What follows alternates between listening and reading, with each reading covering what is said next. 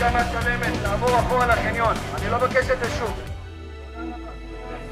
the conflict is thousands of miles away, yet for many Marylanders, the tension between Israel and Iran hit close to home. Now these former Baltimoreans who call Israel home are sharing their stories with 11 News.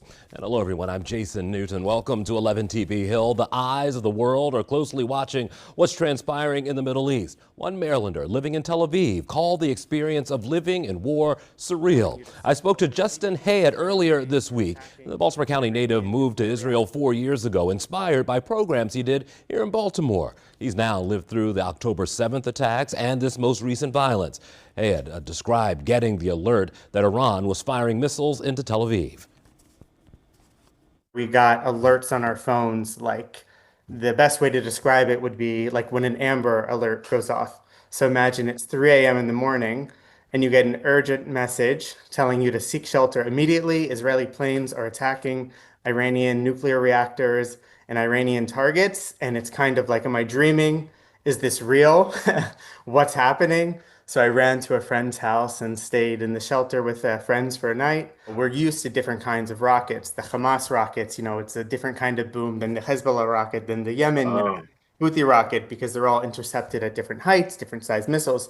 But these attacks and these missiles are like nothing the country's ever experienced.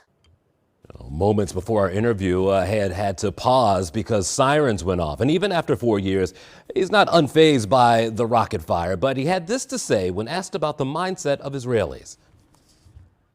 The government starting to ease restrictions a bit and normal life will slowly continue.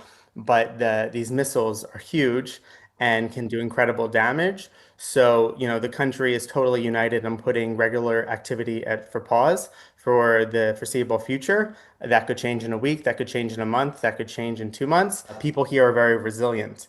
You'll have a siren and then life just goes on. This, of course, this is different. This is one of Israel's biggest wars since its founding.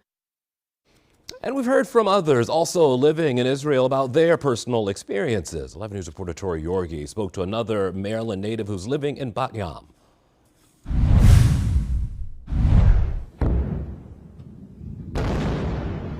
Iranian missile strikes launching into Israel, right near Tel Aviv, not far from Zach Simons, who is from Baltimore County, but is temporarily living and working in Israel. The missile that got through in Bat Yam last night, that was about a mile away from us. About a mile away from this destruction. We were in the parking garage, 2 floors underground, and all of a sudden we just hear this crazy loud boom, and we feel the ceiling above us vibrate.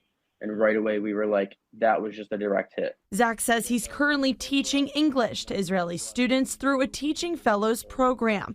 He first arrived to Israel in early January. I've had probably near 50 sirens since I got here. Most of those are from the Houthis, which obviously don't compare at all to the intensity that we're getting from Iran right now. An intense exchange of missile strikes between Iran and Israel. We've had sirens at school. We've had sirens. We constantly have sirens at 3 a.m. from the Houthis, and kids come into school tired because they were woken up in the middle of the night from an alarm that a missile was coming towards them. These things are not normal, and these are things that these kids are used to. A growing conflict that this Baltimore County native is living through. I knew what was brewing in the Middle East, so I can't say they caught me totally off guard. But like I said, the love that we as Jewish people have for the state of Israel, our brothers and sisters here in Israel, it was a risk that I gladly signed up for. Tori Yorgi, WBAL TV 11 News. And you can follow late-breaking updates to this ever-developing conflict. Be sure to turn on push alerts in the WBAL TV app.